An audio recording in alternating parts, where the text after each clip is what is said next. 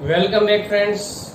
આપણે lesson number 2 સપુષ્પી વનસ્પતિમાં લિંગી પ્રજનન આ ચેપ્ટરમાં આપણે વાત કરતા હતા અને છેલ્લે એની અંદર આપણે જે ટોપિકની ચર્ચા કરી હતી એમાં પરાગાશય, બરાબર, એની અંતઃસંરચના અને એની અંદરના જે કોઈ પણ ભાગો છે બધા એના વિશેની વાત એમાં આપણે પૂરી કરી હતી. હવે એના પછીના ટોપિક જે છે નેક્સ્ટ ટોપિકને આપણે જો એમાં આગળ વધારી તો એમાં આવશે હવે લઘુ બીજાણુ જનન. લઘુ બીજાણુ જનન એટલે પરાગરજની ઉત્પત્તિ, બરાબર. લઘુ બીજાણુ જનન એટલે પરાગરજ, એ પરાગરજની અથવા પરાગરજનું નિર્માણ કયો કે પરાગરજની ઉત્પત્તિ કયો, એનો સમાવેશ એની અંદર કરવામાં આવે છે. હવે આ જે લઘુ બીજાણુ જે જનન છે, બરાબર, એ લઘુ બીજાણુ જનનને સમજતા પહેલા આપણે બધા એક વસ્તુ જાણીએ છીએ ઓલરેડી કે જ્યારે એમાં વનસ્પતિના પુંકેસરના ટોચના ભાગે આવેલું જે પરાગાશય જે છે એ જ્યારે હજી પરિપક્વ બનવાના તબક્કાઓમાંથી પસાર થતું હોય, એ પસાર થતું હોય ત્યારે, એટલે કે હજી પરિપક્વ ન બન્યું હોય, તરુણ હોય, બરાબર, ત્યારે એમાં એના જે સઘન રીતે ગોઠવાયેલા જે સમજાત કોષોનો જે સમૂહ છે ને એ આપણને લઘુ બીજાણુ ધાનીના મધ્ય ભાગની અંદર આપણને ગોઠવાયેલો જોવા મળતો હોય છે. અને આ જે સમજાત રંગસૂત્રનો જે સમૂહ છે આપણો, બરાબર, એ જ્યારે લઘુ બીજાણુ ધાનીના મધ્ય ભાગમાં આપણને જે ગોઠવાયેલો હોય આ ભાગને આપણે બીજાણુજનક પેશી તરીકે ઓળખવામાં આવે છે. અને આ જ બીજાણુજનક પેશીમાંથી જ આપણે જે લઘુ બીજાણુઓ છે એ લઘુ બીજાણુઓના નિર્માણની પ્રક્રિયા એમાં જ આપણને જે જોવા મળતી હોય છે. તો સૌથી પહેલા તો જો આપણે વ્યાખ્યા જોઈએ કે લઘુ બીજાણુ જનન એટલે શું, તો જ્યારે પરાગાશયની અંદર, પરાગાશયમાં એમાં જે પરિપક્વ પરાગાશય હોય ખાસ કરીને ત્યારે એમાં અર્ધીકરણની પ્રક્રિયા દ્વારા બીજાણુજનક પેશીના કોષો એટલે કે પરાગ માતૃ કોષોમાંથી, બરાબર, અર્ધીકરણની પ્રક્રિયા થઈ અને લઘુ બીજાણુના નિર્માણની પ્રક્રિયાને લઘુ બીજાણુ જનન, બરાબર, એટલે પરાગરજનું નિર્માણની પ્રક્રિયા કહે છે. લઘુ બીજાણુ જનન એ સામાન્ય રીતે અર્ધીકરણની પ્રક્રિયા દ્વારા થતી પ્રક્રિયા છે. હવે આ પ્રક્રિયા આખી કેવી રીતે આપણને થતી જોવા મળતી હોય છે અને એમાંથી પરાગરજ કેવી રીતે ઉત્પન્ન થાય છે તો એના વિશેની આખી સમજૂતી હોય. તો સૌથી પહેલા આપણે જેમ આગળ વાત કરી ચૂક્યા છે તમે બધા જાણો છો કે ભાઈ લઘુ બીજાણુ નું જે નિર્માણ છે બીજાણુજનક પેશીઓમાં આપણને થતું જોવા મળે છે. હવે બીજાણુજનક પેશીઓની અંદર જે કોઈ પણ કોષો કે જે અર્ધીકરણની પ્રક્રિયાથી પરાગરજ ઉત્પન્ન કરવા માટેની જે સક્ષમતા ધરાવતા હોય એ બધા જ કોષોનો જે આખો સમૂહ જે છે ને એને આપણે લઘુ બીજાણુ માતૃ કોષો તરીકે ઓળખીશું. એ લઘુ બીજાણુજનક પેશી છે એટલે આપણે એને લઘુ બીજાણુજનક પેશી, લઘુ બીજાણુજનક પેશીમાં, બરાબર, આ જે લઘુ બીજાણુજનક પેશી, આ પેશીમાં આવેલા જે કોષો છે એને આપણે શું કહેશું અહીંયા કે લઘુ બીજાણુ માતૃકોષ તરીકે ઓળખવામાં આવે છે. એને લઘુ બીજાણુ માતૃકોષ, તો એને આપણે નામ આપ્યું છે અહીંયા લઘુ બીજાણુ માતૃકોષ. આ લઘુ બીજાણુ માતૃકોષ જે છે એ માતૃકોષ જેને આપણે PMC એટલે પોલન મધર સેલ, ઘણી વખત ઓબ્જેક્ટિવની અંદર એના પૂરા નામ પણ પૂછાતા હોય છે એટલે એ પણ ખાસ ધ્યાનમાં રાખો. આ દ્વિકીય રચના છે, બરાબર. લઘુ બીજાણુ માતૃકોષ જે છે દ્વિકીય રચના છે અને આ બધા જ લઘુ બીજાણુ માતૃકોષોની જેટલા પણ કોષોની આખી રચના આપણને જેમ આવેલી જોવા મળતી હોય બધા જ અર્ધીકરણમાં પામવાની ક્ષમતા ધરાવતા હોય બધામાંથી જ પરાગરજ ઉત્પન્ન કરવાની ક્ષમતા ધરાવતા કોષોનો આપણને આખો સમૂહ જોવા મળે છે એને લઘુ બીજાણુ માતૃકોષ તરીકે ઓળખવામાં આવે છે. એટલે આ જે લઘુ બીજાણુજનક પેશી જે છે, લઘુ બીજાણુજનક પેશી જો આપણે વચ્ચેના ભાગે કેન્દ્રસ્થ ભાગને માત્ર ધ્યાનમાં લઈએ તો એ કેન્દ્રસ્થ ભાગની અંદર આ ગોઠવાયેલા જે કોષોનો જે સઘન રીતે ગોઠવાયેલા કોષોનો જે સમૂહ છે, બરાબર, જે કોષ કેન્દ્રીય રચના અને શક્તિસભર જીવરસ ધરાવતા હોય છે એને લઘુ બીજાણુજનક પેશી કહેવાય. અને એની અંદર આવેલા જે કોષો છે એ કોષોને આપણે શું કહીશું, લઘુ બીજાણુ માતૃકોષ તરીકે ઓળખવામાં આવે છે. હવે આ લઘુ બીજાણુ માતૃકોષ એ અર્ધીકરણના તબક્કામાંથી પસાર થાય છે. આ લઘુ બીજાણુ માતૃકોષનું અર્ધીકરણ થાય છે. તો અર્ધીકરણના મૂળભૂત રીતે કેટલા તબક્કા છે? 2 તબક્કા. અર્ધીકરણ 1 જેમાં એકમાંથી 2 કોષો બને અને આ સમયે એમાં રંગસૂત્ર જે છે એ પણ એમાં વિભાજિત થઈ જતા જોવા મળતા હોય છે. અને બીજી બીજો તબક્કો અર્ધીકરણ 2, જે સામાન્ય રીતે સમવિભાજન જેવો જ એક તબક્કો છે અને જેમાં પણ એ બે માંથી બીજા નવા જે કોષો છે એનું નિર્માણની પ્રક્રિયા આગળ વધતી હોય છે. એટલે અર્ધીકરણના 2 તબક્કા છે.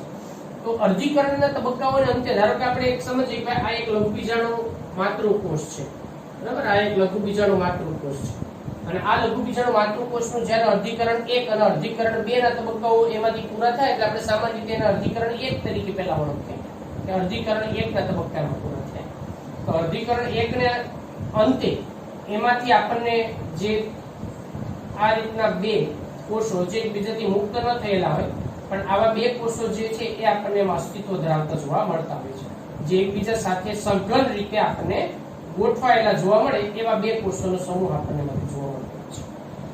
હવે એમાંથી ફરી વખત આ જે 2 કોષો છે એ 2 કોષો એમાં અર્ધીકરણ 2 માંથી પસાર થાય છે.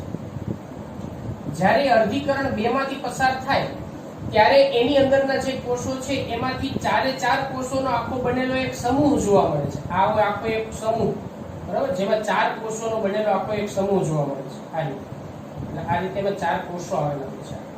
એટલે આ એમાંનો એક કોષની રચના છે, આ એનો જે બીજો કોષ છે આ બીજો કોષની રચના છે એમાં, બરાબર, આ એમાંનો જે બીજા કોષની જે રચના છે એ છે એમાં આ રીતે, અને આ એમાંનો ચોથા કોષની રચના છે.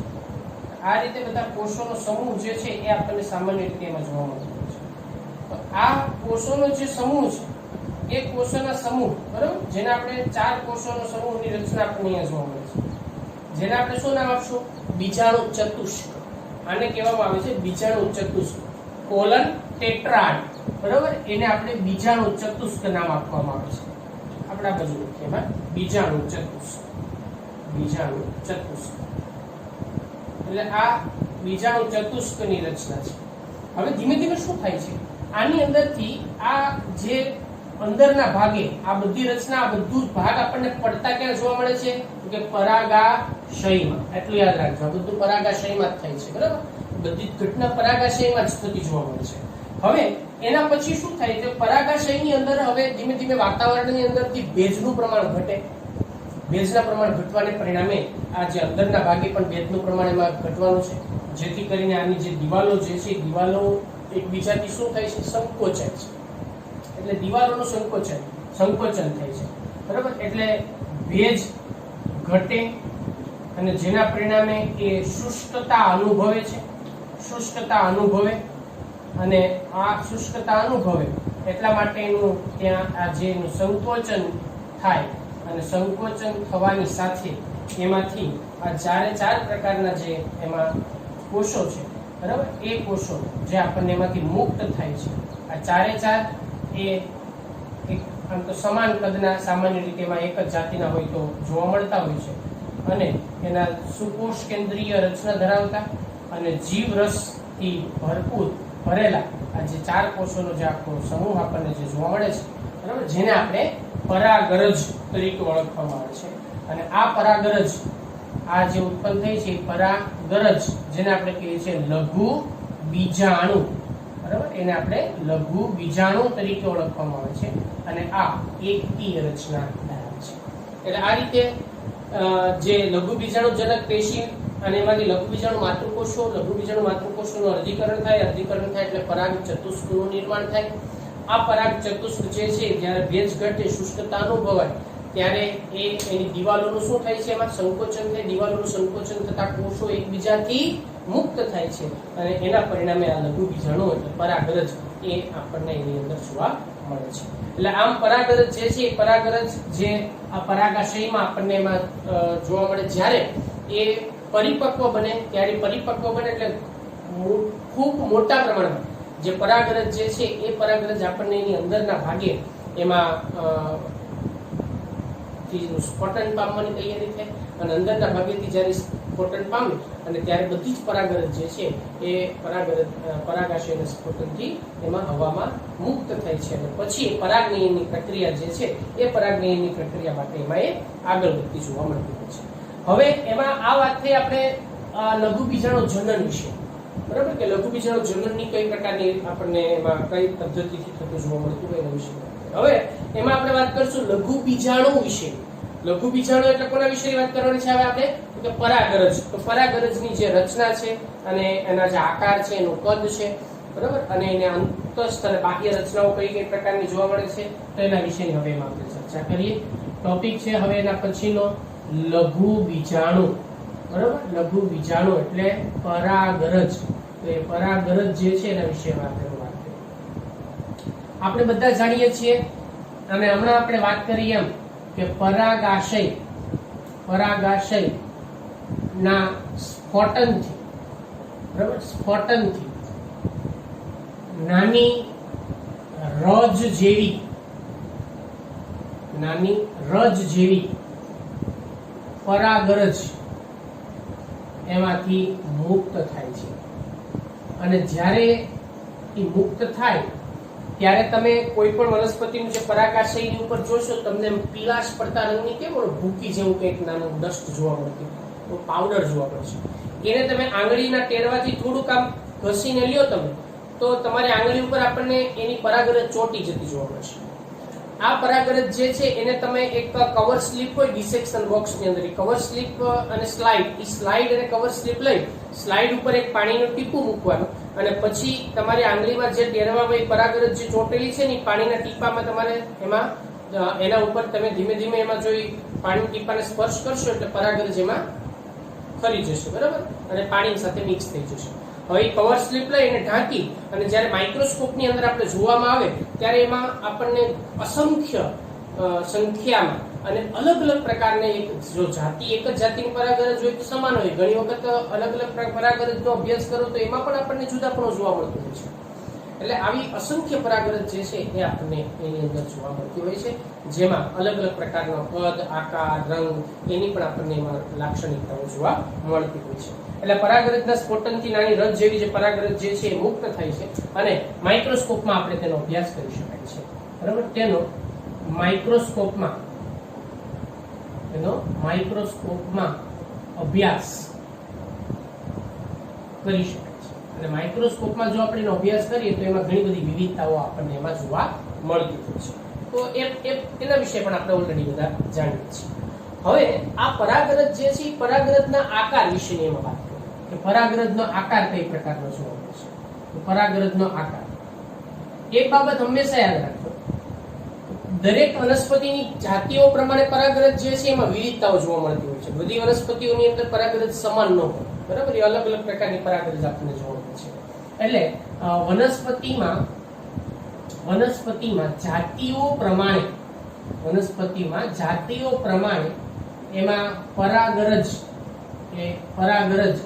જુદા જુદા આકારની, બરાબર, જુદા જુદા આકારની જોવા મળે છે.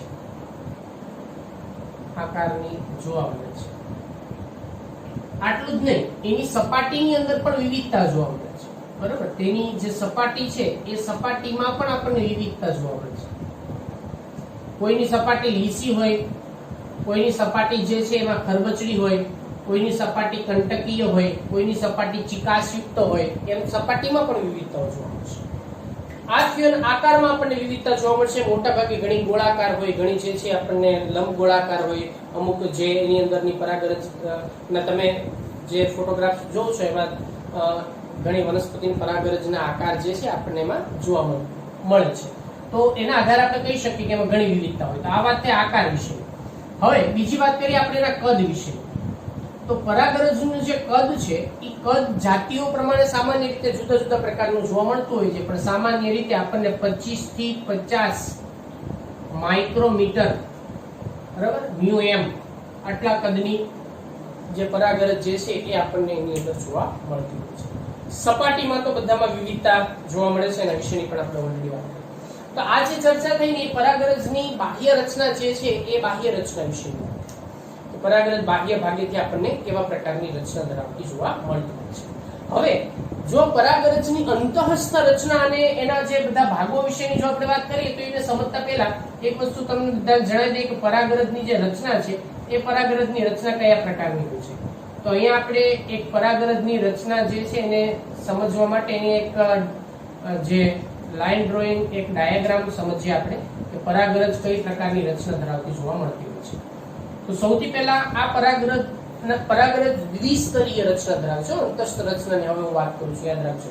પરાગરજની અંતસ્થ રચના એમાં દ્વિસ્તરીય રચના ધરાવે છે. એમાં સૌથી અંદરના ભાગે જે સ્તર આવેલું છે ને એને એનું અંતઃસ્તર તરીકે ઓળખી શકાય. અને એનું અંતઃસ્તર છે. એના બહારના ભાગે જે સ્તર છે ને એ બહારના ભાગે સ્તર એ અમુક ભાગની અંદર આપણને કોઈ ભાગમાં આપણને જોવા મળે ને ક્યાંક ભાગની અંદર આપણને એનો અભાવ જોવા મળે. એટલે અમુક ભાગમાં એની હાજરી હોય ને અમુક ભાગમાં એની હાજરી ન હોય.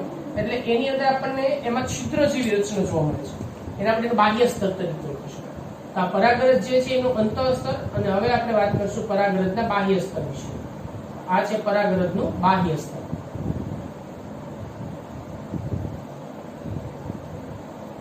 અંતઃસ્તર જે છે ને એ સળંગ હોય છે.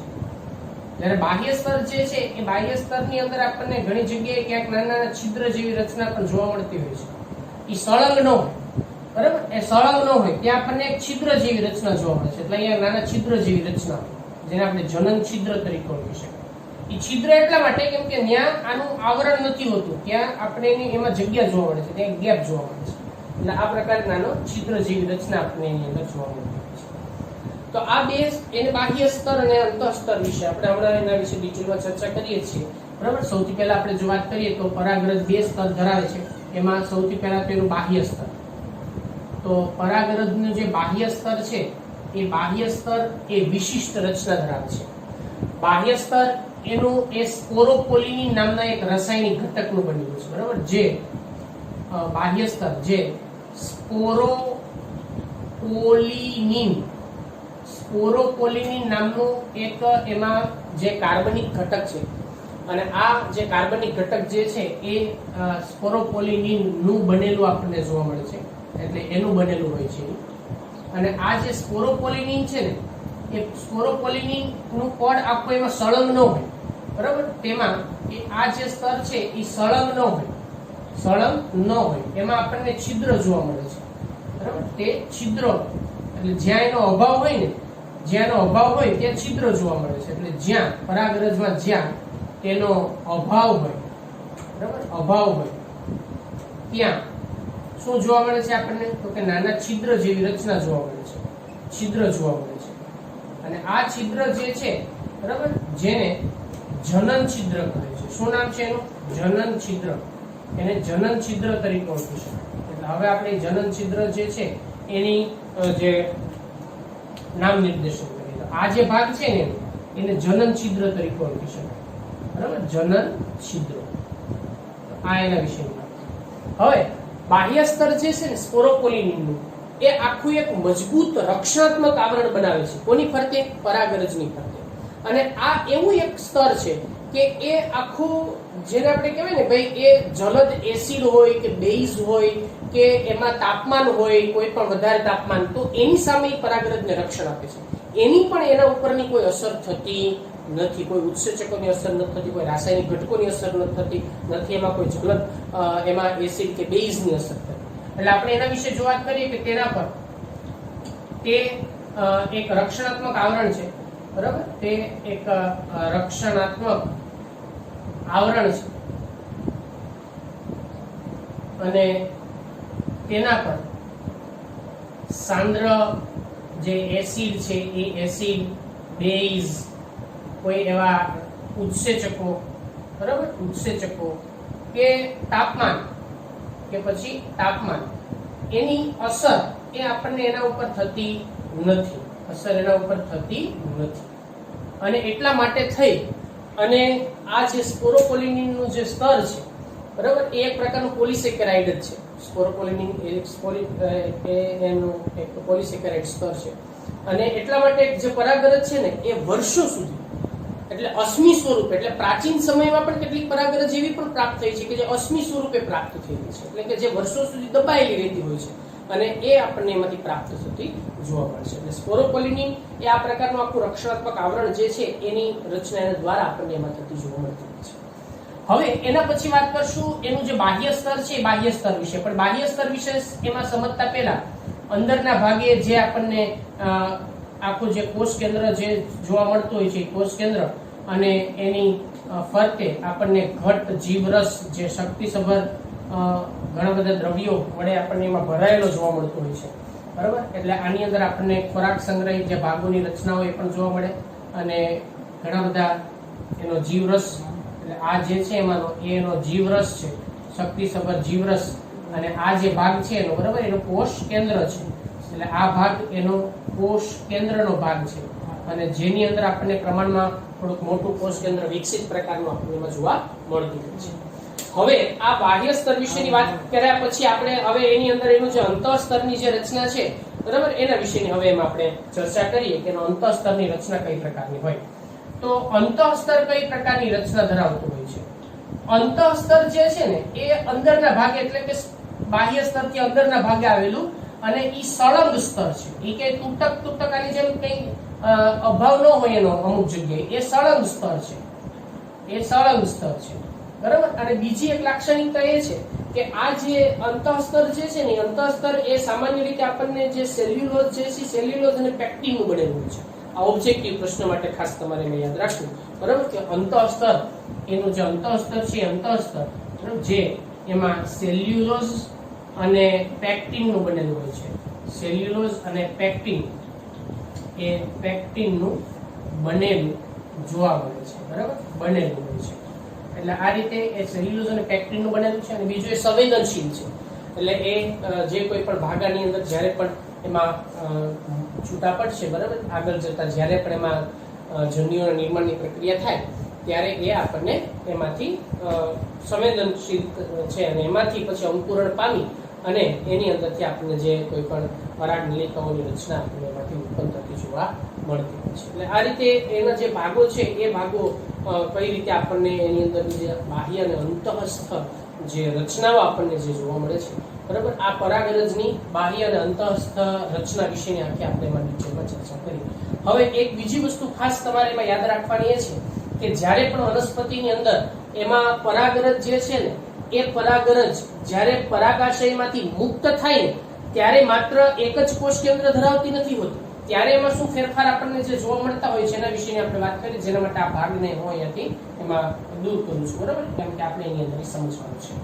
તો હવે એમાં જ્યારે પણ એની અંદરથી એ પરાગરજ મુક્ત થાય, એ પરાગરજ મુક્ત થતા પહેલા એમાં આપણને કેટલાક ફેરફારો જે છે એ જોવા મળે છે. એના વિશેની એમાં આપણે જો વાત કરીએ તો પરાગરજ મુક્ત થાય ત્યારે લગભગ 60% જેટલી વનસ્પતિ એવી હોય બરાબર, 60% જેટલી જે વનસ્પતિ છે એ વનસ્પતિમાં આપણને દ્વિકોષીય અથવા દ્વિકોષીય કે દ્વિકોષ કેન્દ્રીય બરાબર એની રચના આપણે દ્વિકોષીય રચના ધરાવે છે. દ્વિકોષીય કે દ્વિકોષ કેન્દ્રીય રચના જે છે ધરાવે છે. જ્યારે ઓછી કેટલીક વનસ્પતિમાં, એટલે અમુક વનસ્પતિમાં તે ત્રિકોષ કેન્દ્રીય કે ત્રિકોષીય રચના એમાં ધરાવે છે. હવે પ્રશ્ન એ છે કે આ દ્વિકોષીય અને ત્રિકોષીય એની રચનામાં શું જોવા મળે છે, એ શું હોય? તો જ્યારે આ પરાગરજ જે છે એ પરાગરજ બરાબર કે આ પરાગરજ છે, આ એનું કોષ કેન્દ્રની રચના છે બરાબર, આ પરાગરજ છે. તો આ પરાગરજ જે છે એનું સ્ફોટન થાય ને એ પહેલા આની અંદરના કોષ કેન્દ્રનું અને કોષ રસનું વિભાજન થાય. કોષ રસનું અને કોષ કેન્દ્રનું જ્યારે વિભાજન થાય ત્યારે એમાંથી બે કોષો છૂટા પડી જાય છે. જેમાં મોટું કોષ કેન્દ્ર જે અનિયમિત આકારનું હોય અને મોટું હોય પ્રમાણમાં એ ઉપરના ભાગે આપણને જોવા મળે છે, અને નાનું કોષ કેન્દ્ર અને ઘટ કોષ રસ જે છે ને અહીંયા નીચેના ભાગે જમા થયેલો જોવા મળે છે. એટલે આ બે ભાગ પડતા હોય છે. ઉપરનો જે ભાગ છે આ એને આપણે શું એમાં નામ આપશું? એને આપણે વાનસ્પતિક કોષ અથવા તો એને નાલ કોષ તરીકે ઓળખવામાં આવે છે. અને આ જે કોષ છે બરાબર એને આપણે જનન કોષ, આનું વાનસ્પતિક કોષ કેન્દ્ર પણ કહેવામાં આવે છે વચ્ચેના ભાગને, અને આખો જે ભાગ છે એને વાનસ્પતિક કોષ તરીકે પણ ઓળખવામાં આવે છે. એટલે કોષ એ કોષ કેન્દ્ર બરાબર, આ બે પ્રકારની આખી રચના આપણને એની અંદર જોવા મળતી હોય છે. અંદરનો જે છે એને જનન કોષ કેન્દ્ર અને એનો કેન્દ્ર અને આ જે આખો કોષની જે રચના છે એને આપણે જનન કોષ તરીકે ઓળખવામાં આવે છે. એટલે આ રીતે આખાની અંદર બે કોષોની રચના આપણને જોવા મળે છે. આ દ્વિકોષીય રચના છે. હવે ઘણી વખત શું થાય કે આની અંદર જ્યારે એમાંથી જે જનન કોષ છે એ જનન કોષનું વિભાજન પામી અને એમાંથી બે જન્યુઓનું નિર્માણ થાય છે. આ જન્યુને આપણે નર જન્યુ તરીકે ઓળખવામાં આવે છે. એટલે એને આપણે નર જન્યુ તરીકે ઓળખવામાં આવે છે. બાકીનો અનિયમિત આકારનો અનુકોષ કેન્દ્ર અને કોષ રસ્તો છે જ.